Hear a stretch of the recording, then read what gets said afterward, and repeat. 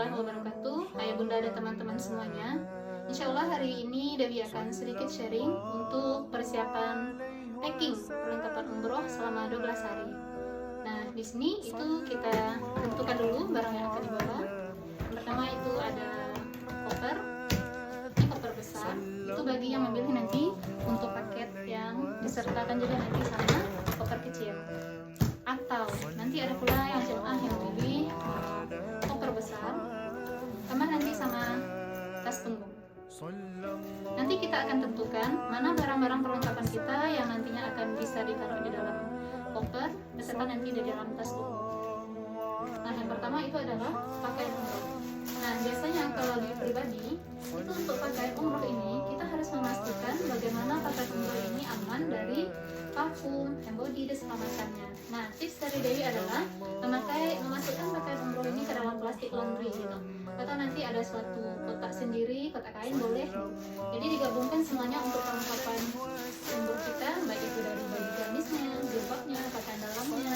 Terus semuanya biasanya Dewi packing dalam satu plastik ini biar nantinya aman dari wangi-wangian atau parfum itu pas segala macamnya juga nanti. Pun dalam mengambilnya nanti lebih mudah juga. Tinggal ambil plastik, semua barang-barang umroh kita aman.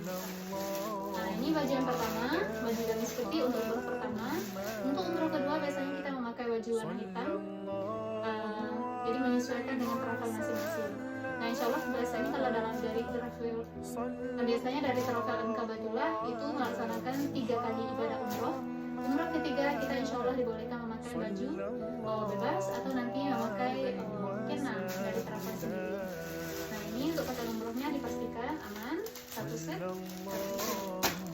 Nah, selanjutnya Bapak Ibu dan teman-teman semuanya bisa membawa baju gamis hitam, terus baju gamis bebas, banyaknya itu sesuai keperluan. 2-3 setel insya Allah itu cukup. Nah, selanjutnya itu bawa baju tidur. Baju tidur ini 2 setel insya Allah cukup. Nah, jilbabnya menyesuaikan dengan baju yang kita bawa. Nah, biasanya juga kita sertakan di dalam koper ini itu ada handuk kecil. Meskipun nanti di dalam hotel ada disediakan handuk, tapi biasanya cuma ada 1 atau 2. Nah, kadang kita di dalam koper itu ada bertiga, ada berempat. Jadi untuk lebih amannya kita bawa handuk kecil pribadi gitu. Nah, selanjutnya ada bawa sendal. Nah, sendal ini bisa kita taruh di dalam koper. Di bagian sini itu biasanya untuk baju-baju sama perlengkapan kita yang lain. Nah, satu sisi yang di bagian sini itu kita menaruh barang-barang kita seperti sendal. Nah, kalau untuk berangkat kita bisa mengenakan sepatu. Nah, selanjutnya itu ada membawa kaos kaki 5 pasang, insya Allah cukup. Nah, selanjutnya membawa ciput, insya Allah 4 buah cukup. Nah, selanjutnya membawa manset tangan. Manset tangan ini usahakan yang bisa menutupi punggung tangan kita. Manset tangan umroh atau sarung tangan umroh juga boleh. Itu sebanyak 4-5 pasang insya Allah cukup. Nah, selanjutnya ada membawa pakaian dalam. Minimal itu sebanyak 6 pasang atau sesuai kebutuhan dari teman-teman Bapak Ibu semuanya. Nah, selanjutnya juga membawa celana legging, terus hanger sebanyak 3 buah. Nah, hanger ini kadang merupakan suatu yang sepele, tapi terkadang penting selama kita melaksanakan ibadah umroh. Misalnya kita mau nyuci gitu, bagi yang Bapak Ibu atau teman-teman yang mau nyuci gitu ya, nanti bisa kita gantung di kamar mandi, atau nanti menyesuaikan di mana tempat-tempat strategis nanti di hotel yang bisa kita menjemur pakaian gitu. Nah, untuk barang lainnya yang nantinya bisa kita letakkan di dalam koper adalah seperti alat cukur, gunting biasa, gunting kuku, colokan lubang 3 itu atau colokan internasional. Jadi ini memang harus kita pastikan bisa harus membawa colokan tersebut gitu. Nah, untuk lebih wanti-wanti supaya nanti juga bisa berbagi kepada teman-teman yang lain yang ternyata bisa jadi lupa bawa colokan lubang 3-nya. Jadi biasanya kalau bagi yang mau melebihkan, mencari pahala lebih, sekalian nanti bawa coraun gitu. Nah, untuk coraunnya nggak usah yang besar-besar, cukup yang panjang 2 meter segala macamnya. Ya, nantinya kita juga bisa berbagi sama teman-teman yang di kamar, dalam cas HP dan segala macamnya. Nah, selanjutnya kita membawa payung, topi dan kacamata. Untuk 3 hal ini, topi, payung dan kacamata rasanya nggak apa-apa kita taruh aja di koper dulu. Nanti ini butuhnya juga nanti selama kegiatan di Mekah atau di Madinah. Nah, selanjutnya kita bawa obat pribadi. Nah, untuk obat pribadi ini pastikan mana yang rasanya kita urgent butuh, ini ambil yang urgent tersebut taruh di tas punggung saja, sehingga nanti dalam perjalanan dari Indonesia menuju Jeddah itu kita bisa mengambilnya dengan mudah. Nah, bagi rasa yang tidak urgent, kita bisa taruh di dalam koper bagasi. Nah, selanjutnya yaitu membawa masker, karena ini juga penting untuk segi kesehatan kita selama di sana. Nah, selanjutnya bagi yang perempuan bisa juga membawa peniti. Nah, ini peniti itu dari sesuatu yang kecil, tapi ternyata di sana kita butuh gitu. Bisa juga nanti bisa berbagi pada teman-teman yang lain yang penitinya hilang lah atau segala macam lah. Biasa perempuan juga seperti itu gitu ya. Jadi kita usahakan bawa peniti atau kalau bisa dilebihkan biar nanti kita bisa juga berbagi pada teman-teman yang lainnya. Nah, selanjutnya ini bila butuh karena nantinya mungkin bagi yang tidak terlalu banyak membawa pakaian, tentu pakaian yang telah kita pakai itu harus dicuci gitu ya, biar nantinya kita tidak kekurangan baju atau pakaian bersih di sana. Jadi bagi yang bisa nanti boleh juga membawa setrika, sehingga nanti saat baju kita kering di sana mungkin ada kusut semacam bisa kita setrika. Tapi bagi yang bapak ibu dan teman-teman yang lainnya tidak butuh bawa setrika, apa-apa juga mungkin nanti bisa dilapihkan aja baju berpastel yang rasanya mencukupi selama 12 hari tersebut gitu. Nah, selanjutnya perlu juga kita bawa botol spray. Nah, fungsi dari botol spray ini adalah biar nantinya selama kita beribadah di tanah suci, Masjid Nabawi atau Masjidil Haram, kita ngantuk, bisa kita isi dengan air zam-zam, bisa kita semprotkan ke wajah kita, atau nantinya selama di sana ada panas, ada deras, kalau macam bisa kita semprotkan ke wajah kita biar lebih segar gitu. Nah, ini mungkin di awalnya bisa kita taruh dulu di koper sehingga nanti ini dipakai saat kita udah berada di sana. Nah, selanjutnya bawa skincare. Nah, untuk skincare ini itu yang urgent saja yang boleh kita taruh di dalam tas punggung gitu, yang rasanya aman untuk melalui pemeriksaan di bagasi kabin. Nah, untuk yang lain-lainnya rasanya belum kita pakai urgent, bisa ditaruh di dalam koper saja. Nah, selanjutnya yaitu disarankan untuk odol, pasta gigi, dan sabun cuci muka, karena dalam perjalanan kita lumayan jauh ya dari Indonesia ke Jeddah. Bagi yang transit ke Malaysia dulu itu dari Sumbar 1 jam di sana, tambah nanti 9 jam lagi, kurang lebih 10 jam perjalanan. Nah, mungkin nanti kita ya untuk menjaga lebih segar, kebersihan wajah nanti atau mulut, nah itu kita bisa sediakan pisahkan atau pindahkan barang-barang yang 3 macam ini ke dalam tas punggung kita, seperti odol, pasta gigi, dan sabun cuci muka gitu. Nah, selanjutnya bagi perempuan itu untuk wanti-wanti bisa membawa pembalut, karena kalau seandainya kita beli di sana tuh harganya lumayan mahal, jadi kita siapkan saja sebagai cadangan dari Indonesia. Nah, ini juga sebenarnya bila dibutuhkan itu bawa galon lipat yang letak air zam-zam nantinya. Jadi bagi bapak ibu dan teman-teman yang mungkin mau minum air zam-zam setiap hari dan bisa membawa air zam-zam dari Madinah, dari Mekah ke hotel, bisa menggunakan galon lipat ini gitu. Jadi bisa nanti kita isi sana dan dibawa. Kita akan coba untuk mengganti apa saja nanti yang bisa kita taruh di dalam tas punggung. Nah, di sini sebenarnya fleksibel. Jadi bagi yang nantinya tidak mau berat-berat dalam keberangkatan, bisa menaruh ini dikosongkan saja. Bisa ditaruh aja ini di dalam koper. Sehingga ini digunakan kapan? Ini bisa kita gunakan nanti saat pulang, naruh oleh-oleh segala macamnya. Mungkin itu untuk perlengkapan gambaran untuk koper bagasi. Selanjutnya kita coba untuk koper punggung dan tas sandal. Nah, itu barang-barang yang bisa kita masukkan ke sini adalah seperti mukena traveling. Mukena traveling ini sebenarnya menyesuaikan. Kalau seandainya kita udah menutup aurat dengan benar, pakai longgar bagi yang perempuan. Kalau laki-laki kan bisa langsung sholat gitu ya. Kalau bagi perempuan itu boleh pakai mukena traveling yang kecil, yang rasanya tidak terlalu besar dan padat di dalam ini gitu. Jadi kalaupun nggak dimasukkan ke sini juga nggak apa-apa, bisa sholat secara langsung. Nah, selanjutnya itu adalah sajadah traveling.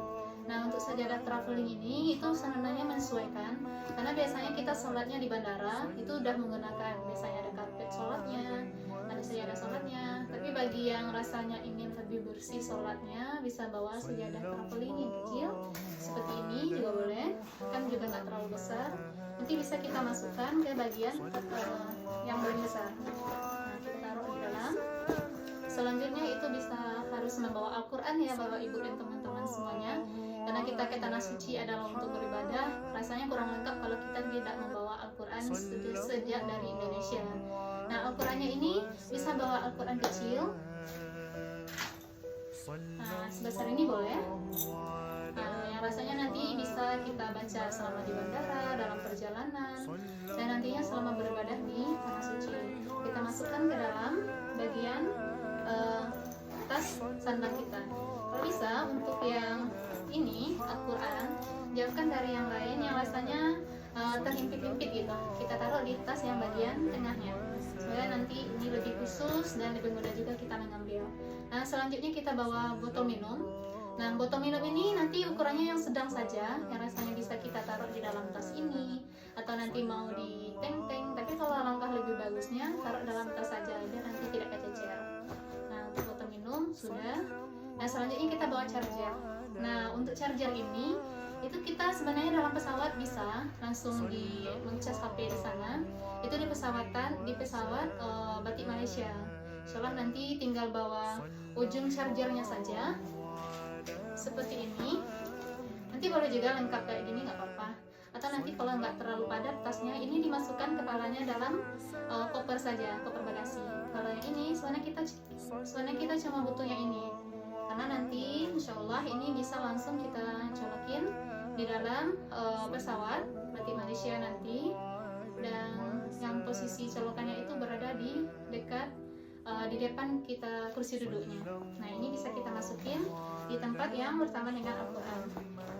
Nah, selanjutnya nanti bisa bawa, kalau butuh bawa power bank juga nggak apa-apa, karena nanti mungkin untuk cadangan baterai HP kita selama di Mekah dan Madinah pun kalau tidak bawa power bank sebenarnya juga nggak apa-apa, karena nanti selama di Mekah dan Madinah pun dalam city tour semacamnya busnya bisa kita langsung cas HP di sana. Di hotel pun bisa secara langsung karena tadi kita juga udah bawa colokan lubang 3. Tapi kalau lebih mau wanti-wanti keamanan, nggak apa-apa, dipersiapkan power banknya dari Indonesia, tapi ukurannya tuh maksimal adalah 10 WH. Lebih dari itu biasanya nggak lulus untuk kabin pesawat. Nah, selanjutnya kita bawa obat pribadi. Nah, obat pribadi ini yang urgent saja yang kita rasakan di sini. Misalnya kayak fresh care, paracetamol, minyak angin, segala macamnya. Selebihnya yang bisa kita taruh di koper bagasi tadi. Nah, selanjutnya itu kita bawa skincare atau pelembab selama perjalanan juga boleh.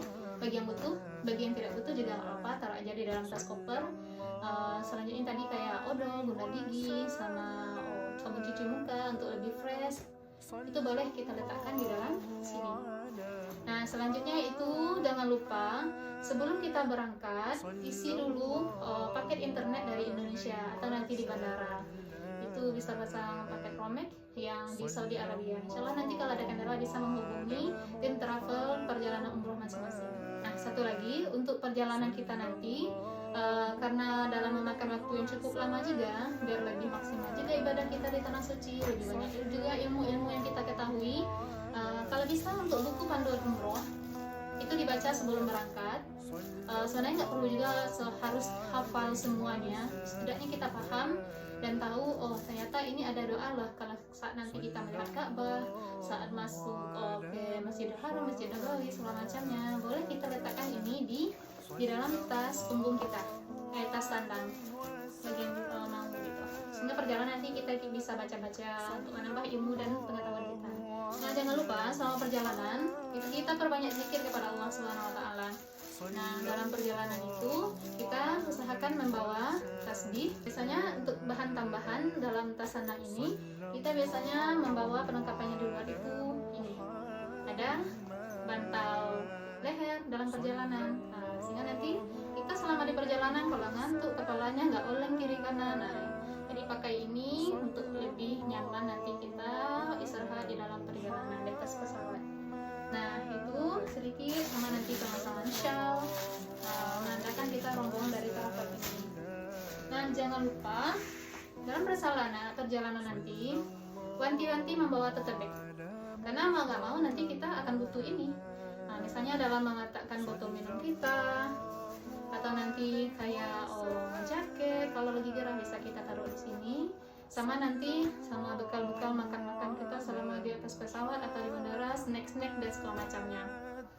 pun nanti disarankan kepada jemaah jangan lupa juga membawa plastik atau ketepik kayak gini untuk meletakkan sendal kita selama nanti melakukan ibadah di dalam atau depan Ka'bah, karena nanti karena kita masuk ke dalam rumahnya Allah, tentu kita harus melepas sandal kita terlebih dahulu biar menjaga kebersihan di sana.